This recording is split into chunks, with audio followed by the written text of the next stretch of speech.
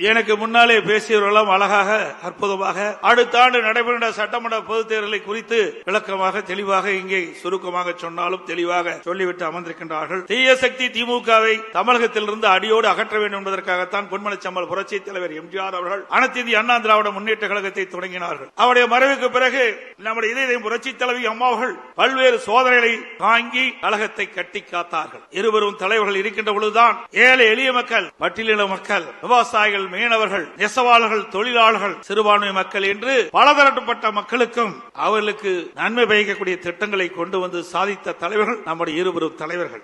அவருடைய ஆட்சி காலத்தில் தான் மகளிர் மற்றும் இளைஞர்களுக்கு கல்வி, அறிவு, வேலை வாய்ப்பு, நல்வாழ்வு போன்ற அற்புதமான திட்டங்கள் கிடைக்கப்பட்டது. அமைதி, வளம், வளர்ச்சி என்ற அம்மாவின் கொள்கையே நமக்கு தாரக மந்திரமாக கொடுத்தவர் இதயம் புரட்சி தலைவி அம்மா அவர்கள். புரட்சி தலைவர், புரட்சி தலைவி அம்மா ஆகிய இருவரும் வகுத்து தந்த மனித நேயம், மக்கள் நலன், சகோதரத்துவம், சமத்துவம் ஆகியவற்றை எக்காலம் பேணி காப்பது நமது உயிர் மூச்சாக கொண்டிருப்பது அனைத்து இந்திய அண்ணா திராவிட முன்னேற்ற கழகம்.